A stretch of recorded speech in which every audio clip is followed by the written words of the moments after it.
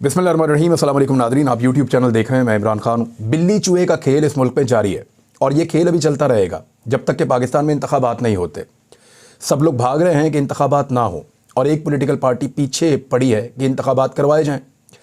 Reason ये है कि उस पॉलिटिकल पार्टी को ये लगता है कि ये जो मकबूलियत उनके पास है ये बड़ी शानदार, वो 2/3 अक्सरियत से वापस आ जाएंगे।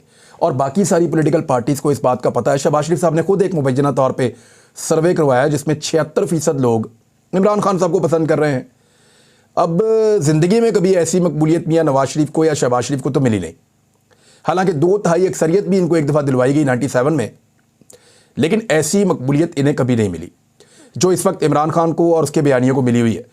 तो इलेक्शन से भाग रहे हैं। इमरान खान साहब ने स्टेटमेंट दिया, पहले मैं आपको वो बताऊं और फिर आपको बताता हूं सबूत के साथ कि कैसे पाकिस्तान की वफाकी हुकूमत इलेक्शन से भागने के लिए झूठ बोलती है। ये जो मामला इमरान खान साहब ने उठाया है, इसके बारे में मैंने कुछ अर्सा पहले एक वीलॉग किया था और ये एक नहायत संजीदा मामला है। कौमी सलामती का इशू है, पाकिस्तान की कौमी पॉलिसी का इशू है और पाकिस्तान की रियासत की गैरत की बात है। कैसे? इमरान खान साहब ने कहा कि 22 ग्रेड के आर्मी चीफ ने खुद रूस की मजम्मत की। यह मामला मैंने इमरान खान साहब से पूछा था जब पाकिस्तान तहरीक इंसाफ की हुकूमत थी। तो उस वक्त इमरान खान साहब जब दौरा कर रहे थे रशिया का, उस वक्त रशिया ने हमला कर दिया यूक्रेन पे। इमरान खान साहब को यह इतला पहले मिल चुकी थी, इसलिए इमरान खान साहब ने रूस जाने से पहले उस वक्त के army chief general Qamar Javed Bajwa से दोबारा मशवरा किया। तो बाजवा साहब ने कहा आपको तो जाना चाहिए और इमरान खान साहब ने कहा कि इंफॉर्मेशन है कि रशिया हमला कर देगा। तो उन्होंने कहा आपका बड़े अरसे पहले से तय, आपको जाना चाहिए। तो इमरान खान साहब चले गए रशिया। रशिया ने हमला कर दिया यूक्रेन पे और उस हमले के बावजूद रूसी सदर 3 घंटे तक इमरान खान साहब के साथ मीटिंग में रहे। रूस और पाकिस्तान के दरमियान एक नए दौर का आगाज हो रहा था। इमरान खान साहब वापस आए तो दुनिया भर का प्रेशर पाकिस्तान पे आया कि अब आप मजम्मत करें रशिया की कि उन्होंने यूक्रेन के ऊपर अटैक क्यों किया। इस पे इमरान खान साहब ने बजाय इसके कि फौरी तौर पे रद्दमल देते या बजाय इसके कि वो दबाव में आ जाते एस्टेब्लिशमेंट के, इमरान खान साहब ने एक मीटिंग कॉल कर ली। इस मीटिंग के अंदर इमरान खान साहब ने सेक्रेटरी खारजा थे, साबिक जो रिटायर्ड बड़े सीनियर ऑफिसर्स थे उनको भी बुलाया गया था, आर्मी चीफ, गालिबन DGISI, DGISPR, वजीर खजाना, वजीर खारजा, वजीर आजम पाकिस्तान, वजीर दाखिला, बड़ी क्रीम पाकिस्तान की, वो सारे वहां पे बैठे और एक लंबी डिस्कशन हुई। कुछ लोगों का यह ख्याल था, खास तौर पे मुबैना तौर पे जनरल बाजवा साहब का, कि पाकिस्तान को मगरबी ममालिक की बात माननी चाहिए। लेकिन जब एक सेक्रेटरी खारजा ने बड़ी शानदार ब्रीफिंग दी और बड़ी मेहनत के साथ वो लेकर आए थे चीजें, तो उन्होंने साबित किया कि इसमें न्यूट्रल रहना पाकिस्तान के लिए फायदेमंद है। यानी इस लड़ाई के अंदर पाकिस्तान को यूक्रेन की साइड पर भी खड़े नहीं होना चाहिए और रशिया की साइड पर भी खड़े नहीं होना चाहिए। पाकिस्तान को अपने आप को इस लड़ाई से बाहर रखना चाहिए और यह होनी चाहिए पाकिस्तान की फॉरेन पॉलिसी। और यह क्यों होनी चाहिए? इसलिए कि इंडिया ने भी यह पॉलिसी रखी हुई है। हालांकि इंडिया को अमेरिका पाकिस्तान की निस्बत ज्यादा फेवर करता है, लेकिन इंडिया रशिया से तेल भी ले रहा है और सस्ता तेल ले रहा है और इंडिया रशिया की मजम्मत भी नहीं कर रहा अमेरिकन दबाव के बावजूद। तो पाकिस्तान क्यों करे? पाकिस्तान को तो अमेरिका कुछ दे भी नहीं रहा। दूसरी जानिब श्रीलंका ने भी यही पॉलिसी रखी थी, सऊदी अरब ने यह पॉलिसी रखी थी और कुछ और ममालिक थे, उन्होंने भी यह पॉलिसी रखी थी कि उन्होंने अपने आप को न्यूट्रल कर दिया था रशिया और यूक्रेन के मामले में। तो यह तय पाया कि गवर्नमेंट ऑफ पाकिस्तान की यह पॉलिसी होगी कि रूस और यूक्रेन की लड़ाई में, और कंसेंसस के साथ रियासत की पॉलिसी बनी, सबने बैठकर मिलकर बनाई कि अब हम रूस की मजम्मत नहीं करेंगे। लेकिन जनरल कमर जावेद बाजवा ने अपने तौर पे वो मजम्मत कर दी। क्या कोई आर्मी चीफ फॉरेन पॉलिसी बना सकता है? क्या किसी आर्मी चीफ के पास ये इख्तियार है कि वो पाकिस्तान की फॉरेन पॉलिसी बनाए? उसके लिए वजारत खारजा मौजूद है, वजीर आजम का ओहदा मौजूद है, वजीर खारजा का ओहदा मौजूद है और इस पे काम करने वाले एक्सपर्ट्स मौजूद हैं। हां, आर्मी चीफ की इनपुट जरूर हो सकती है क्योंकि उनका एक इंस्टीट्यूशन है, उनके इंस्टीट्यूशन की एक मेमोरी उनके पास है और वो अपने शवायद की रोशनी में अपनी दलील पेश कर सकते हैं, अपनी राय दे सकते हैं, लेकिन जब कंसेंसस हो जाएगा, चाहे वो बात मानी जाए, आर्मी चीफ की दलील मानी जाए, चाहे ना मानी जाए, लेकिन जब कंसेंसस होगा तो सारे उसके लिए पाबंद हो जाएंगे। तो इमरान खान साहब ने जो कंसेंसस हुआ था वो उसके मुताबिक चले। उन्होंने कहा नहीं करेंगे मजम्मत, और हम अपने आप को इस लड़ाई में न्यूट्रल रखेंगे, हमारी ये पॉलिसी है। लेकिन उस वक्त के army chief general Qamar Javed Bajwa साहब ने जाकर रूस को मजम्मत कर दी एक तकरीब में, और ये एक बड़ा संगीन काम है जो उन्होंने किया है। किसी भी मुल्क में यह होता तो इसके बड़े खौफनाक संगीन नताइज होते, और उस आर्मी चीफ को वो नताइज भुगतना पड़ते। फर्ज करें इंडियन आर्मी चीफ उठता और इंडियन हुकूमत की पॉलिसी के बरक्स वो रूस की मजम्मत कर देता, तो क्या होता उसके साथ? फर्ज कीजिए अमेरिका एक पॉलिसी बनाता है, उनका आर्मी चीफ उससे मुखालफत करके कोई और पॉलिसी बोल देता है, या तुर्की ये कहता है कि हमने न्यूट्रल रखना है अपने आप को, और तुर्की का आर्मी चीफ उठकर एक मजम्मत कर देता है एक मुल्क की, दोनों में से एक मुल्क की, तो उसके साथ क्या सलूक होगा? दुनिया भर में कहीं ऐसा नहीं हुआ, लेकिन पाकिस्तान में ऐसा हुआ है। ये इमरान खान साहब उसकी बात कर रहे हैं।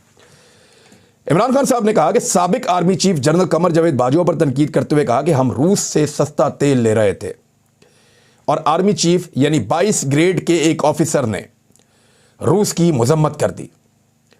इमरान खान ने वीडियो लिंक के जरिए खिताब में कहा कि किसी भी मुल्क में जब तक इंसाफ कायम नहीं होता उस वक्त तक खुशहाली नहीं आती, और छोटी चोरी से मुल्क तबाह नहीं होते, बल्कि बड़े वज़रा, वज़ीर आज़म, साहिब इक़्तिदार और साहिब हैसियत लोग चोरी करते हैं तो फिर मुल्क ख़त्म हो जाता है। उन्होंने कहा कोई भी मुल्क जब तक इंसाफ कायम नहीं करता वहाँ खुशहाली नहीं आती। जब तक कानून की बालादस्ती नहीं है जमहूरियत नहीं आती। कानून की बालादस्ती का मतलब ही जमहूरियत है। अब मामला यह है कि कौन है ऐसा जो बिल्ली के गले में घंटी डालेगा? क्या ये सवालात पूछे जा सकते हैं?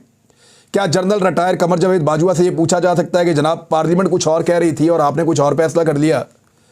या पाकिस्तान की जो क्रीम है जब वो बैठे तो नेशनल पॉलिसी जो एक बनी वो कुछ और कह रही थी और आप कुछ और कह रहे थे? क्या इसका जवाब वो देंगे? यानी पाकिस्तान के अंदर तो मुकद्दस गांव की सूरत हाल ये है कि अरशद शरीफ शहीद वाला जो केस चल रहा है, ज़रा उसकी आज की अपडेट भी आप ले लें। अरशद भाई का केस लगा हुआ था सुप्रीम कोर्ट ऑफ पाकिस्तान में, और आज खुद नोटिस की समाअत हुई जिसमें JIT के सरबराह अवैस अहमद ने दूसरी पेशरफ्त रिपोर्ट जमा करवा दी। सुप्रीम कोर्ट की जानिब से सरबराह JIT की काफ़ी सरजनिश की गई है, और होनी भी चाहिए, क्योंकि जस्टिस मज़ाहिर अली नकवी ने कहा कि जो काम आपके ज़िम्मे लगाया था वो हुआ है या नहीं हुआ। कीनिया से कत्ल के मुतालिक कोई मवाद मिला है या नहीं मिला। सरबराह JIT उन्होंने कहा कि कीनिया में हुकाम के साथ हमने मुलाकातें की हैं। भाई आप मुलाकातें करने गए थे या सबूत लेने गए थे? जज साहब ने कहा कि कहानियां ना सुनाएं, आपको शायद बात समझ नहीं आ रही। इस पर सरबराह JIT ने कहा कि कीनिया ने शवाहिद तक रसाई नहीं दी, यानी कीनिया भी अब पाकिस्तान को घास नहीं डाल रहा। अच्छा आपका एटमी मुल्क है जनाब, ये हालत कर दी पाकिस्तान की कि कीनिया शवाहिद देने के लिए तैयार नहीं है। अगर हुकूमत दबाव डाले ना, अगर हुकूमत अपनी आई पर आए और पाकिस्तान की एस्टेब्लिशमेंट चाहे कि कीनिया शवाहिद दे तो कीनिया शवाहिद देगा। लेकिन मुझे नहीं लगता कि इनको शवाहिद चाहिए। मुझे लगता है कि ये धूल झोंकने की कोशिश कर रहे हैं आंखों में। और जस्टिस मज़ाहिर ने कहा कि शवाहिद की बात तो ट्रायल में सामने आएगी, मवाद क्या जमा किया आपने वहां। इस पर सरबराह ने इंकशाफ किया कि अरशद शरीफ कत्ल के हवाले से कीनिया से कोई ठोस मवाद नहीं मिला। जस्टिस इजाजुल एहसन साहब ने बड़े अहम सवालात उठाए, और ये मैं आपके सामने रखना चाहूंगा। वजह यह है कि इससे पहले बहुत मरतबा इस तरह के सवालात हमने भी उठाए थे, और ये वो बुनियादी सवालात हैं जिनका जवाब मिलेगा तो हमें अरशद शरीफ शहीद का कातिल मिलेगा, और ढूंढेंगे उस कातिल को इंशाअल्लाह। पता तो है सबको, लेकिन इंशाअल्लाह वो कातिल जो है वो निशाने इबरत बनेंगे, इस दुनिया में भी बनेंगे, और आगे जाकर भी उन्हें इस कत्ल का जवाब देना पड़ेगा। जस्टिस इजाजुल एहसन साहब ने कहा कि अरशद शरीफ का मोबाइल फोन और दीगर सामान कहां है। सरबराह JIT अवैस अहमद ने जवाब दिया कि अरशद शरीफ का मोबाइल और आईपैड कीनिया के IT डिपार्टमेंट के पास है। अरशद का बाकी सामान मौसूल हो चुका है, यानी अभी तक मोबाइल फ़ोन और आईपैड नहीं ले पाए। दौरान समाअत एडिशनल अटॉर्नी जनरल ने कहा कि कीनिया ने अरशद शरीफ कत्ल की तहकीकात में ताउन नहीं किया। इस पर जस्टिस एजाजुल एहसन ने कहा कि अगर कोई मुल्क के साथ आपके ताल्लुकात अच्छे नहीं हैं और तहकीकात के लिए ताउन नहीं कर रहा, तो फिर ताउन कैसे हासिल करते हैं, सवाल का जवाब दिया जाए। यानी फर्ज करें पाकिस्तान के और इंडिया के ताल्लुकात अच्छे नहीं हैं, जब इंडिया ने पाकिस्तान से कोई चीज़ मनवानी होती है, मुतालबा करवाना होता है, तो फिर वो इंटरनेशनल लेवल के ऊपर कहाँ कहाँ जाता है ये बताने की ज़रूरत नहीं है। तो अगर कीनिया के अंदर पाकिस्तान के साथ कोऑपरेशन नहीं की जा रही, तो हमारे पास बहुत सारे दरवाजे हैं यूएन समेत जिनको हम खटखटा सकते हैं। रियासत के बाद ये इख्तियार होता है कि वो जाके इंटरनेशनल कोर्ट ऑफ जस्टिस का दरवाजा भी खटखटा सकती है, वो यूएन के अंदर मामला उठा सकती है, आलमी सतह के ऊपर दबाव डाला जा सकता है। लेकिन रियासत की कोशिश ही नहीं है। रियासत तो इस कत्ल के ऊपर पर्दा डालना चाहती है, ऐसा लगता है।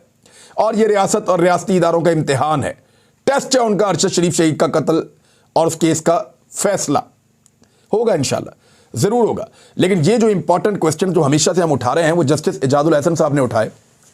उन्होंने कहा कि अरशद शरीफ कत्ल के 3 ज़ाविये हैं। अरशद शरीफ को पाकिस्तान से भागने पर किसने मजबूर किया? वो कौन था जिसने अरशद शरीफ शहीद को पाकिस्तान से भागने पर मजबूर किया? क्या तहकीकात हुई कि अरशद शरीफ के खिलाफ मुल्क भर में मुकदमात किसने दर्ज करवाए? जज साहब मुझे बुलवा लें, मैं आपको अगली दफ़ा बता देता हूं कि मुकदमात किसने दर्ज करवाए, और मैं आपको अगली दफ़ा बता देता हूं कि मेरे पे मुकदमात किसने करवाए, क्योंकि पीछे एक ही हाथ था जो हम सब पे मुकदमात दर्ज करवा रहा था। वो कौन था हम आपको आकर बता देते हैं। मेरे पे भी हैं, साबिर शाकिर पे भी हैं, समी इब्राहिम पे भी हैं, और अरशद शरीफ पे भी हैं। हम आपको बता देते हैं कि हमारे ऊपर मुकदमात कौन दर्ज करवा रहा था और कौन ज़मीन तंग कर रहा था, अभी भी कर रहे हैं। क्या तहकीकात हुई कि अरशद शरीफ के खिलाफ मुल्क भर में मुकदमात किसने दर्ज करवाए? क्या पता लगाया गया कि अरशद शरीफ को ऐसा क्या दिखाया गया कि वो मुल्क से बाहर चले गए? ये बड़ा इंपॉर्टेंट क्वेश्चन है। याद रखिए, अरशद शरीफ शहीद को कुछ वीडियोज़ और कुछ तस्वीरें दिखाई गई थी मुबैना तौर पे, और इसके बारे में मुझे उनके बहुत करीबी दोस्तों ने बताया, और उनके पास अरशद शरीफ को ये इन्फॉर्मेशन मिल गई थी कि उनके बारे में किस किस्म का बंदोबस्त पाकिस्तान में किया जा रहा है, और फिर वो मुल्क से बाहर चले गए थे। बल्कि एक सवाल ये भी पैदा होता है कि वो कौन था जिसने यूएई से अरशद शरीफ को निकलवाया और वहाँ से उनको डिपोर्ट करवाया और उनको वो मुल्क छोड़ना पड़ा? कौन था जिसने वहाँ पे भी मजबूर किया? जब तमाम कड़ियाँ जुड़ेंगी तो खुद ही पता चल जाएगा कि अरशद शरीफ से जान कौन छुड़वाना चाहता था। बड़े अहम सवालात हैं जो जस्टिस एजाजुल एहसन साहब ने उठा दिए हैं। बहरहाल इस मामले पे हम पहले भी बात करते रहे, आइंदा भी करते रहेंगे। 90 दिन में इंतखाबात करवाने के हवाले से पाकिस्तान तहरीक इंसाफ ने नई हिकमत अमली पर गौर किया है, और उन्होंने आइन बचाओ तहरीक शुरू करने पर भी गौर कर दिया है। यानी आइन पाकिस्तान में लिखा है कि 90 दिन के अंदर इंतखाबात करवाने। अगर ये आइन को पामाल कर रहे हैं तो फिर आइन बचाने के लिए एक तहरीक चलेगी। अब बहाने इस किस्म के लगा रहे हैं, यानी इमरान खान साहब ने इसमें वकला को भी शामिल करना है, सिविल सोसाइटी को भी शामिल करना है, मीडिया को भी इसके अंदर शामिल करेंगे, और ये एक ऐसा नारा होगा कि आईने पाकिस्तान कह रहा है कि इंतखाबात करवाओ और ये नहीं करवा रहे, और बहाने लगा रहे हैं कि सिक्योरिटी का इशू है, बहाने लगवा रहे हैं कि अभी हालात ऐसे नहीं है कि इलेक्शन करवाए जाएं। पीएसएल करवा सकते हैं, आप पाकिस्तान में है, इलेक्शन नहीं करवा सकते। 27 किलोमीटर का इस्लामाबाद है, वहां पे इंतखाब करवाना था तो कहते हैं जी हमारे पास पुलिस नहीं है। अब उससे कई गुना ज्यादा पुलिस 4 शहरों में पीएसएल करवा रहे हैं।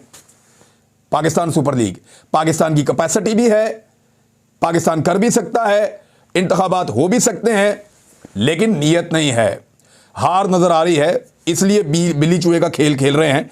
वही जो बात पुरानी मैं आपको उसी तरह बता रहा हूं कि एक्चुअली ये बिल्ली चूहे का खेल है और ये भाग रहे हैं। उन्हें लगता है कि इंतखाबात में जाना खुदकुशी है।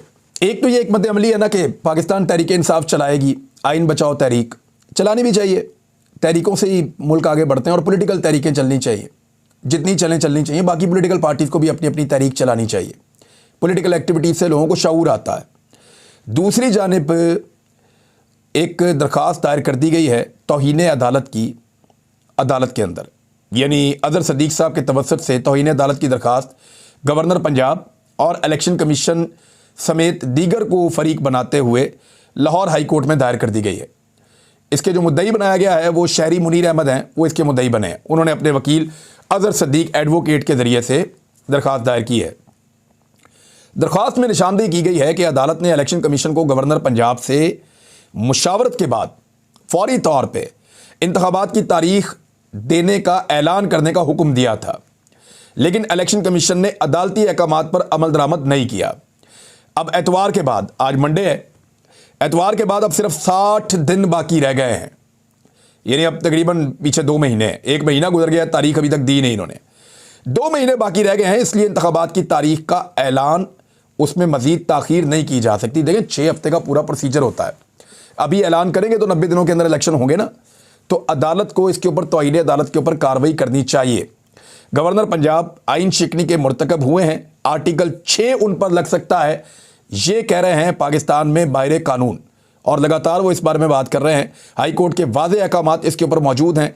फैसल चौधरी एडवोकेट ने भी ये बात की है, दीगर बहुत सारे जो आइनी माहिरीन हैं, एतजाद हसन साहब भी इससे मिलती जुलती बात करते हैं, और इस्लामाबाद हाई कोर्ट बार के जो सदर हैं वो भी ये बात कर रहे थे, सुप्रीम कोर्ट बार एसोसिएशन के जो सदर हैं वो भी ये बात कर रहे थे। तो इस तरह पाकिस्तान भर में गालिबन मैंने शायद बहुत सारे वकला को सुना है, तो मेरे दिमाग में थोड़ा सा मिक्स हो गए हैं नाम, लेकिन बहुत सारे वकला का ये कहना है कि ये आइन से खिलाफ वर्जी होगी, आइन से, अगर 90 दिन के अंदर अंदर इंतखाबात नहीं करवाए जाते, और अदालती हुक्म के ऊपर अगर अमल दरामद नहीं होता तो ये तौहीन अदालत तो होगी। अब तक के लिए इतना ही, अपना ख्याल रखिएगा, अपने इस चैनल का भी। अल्लाह हाफ़िज़।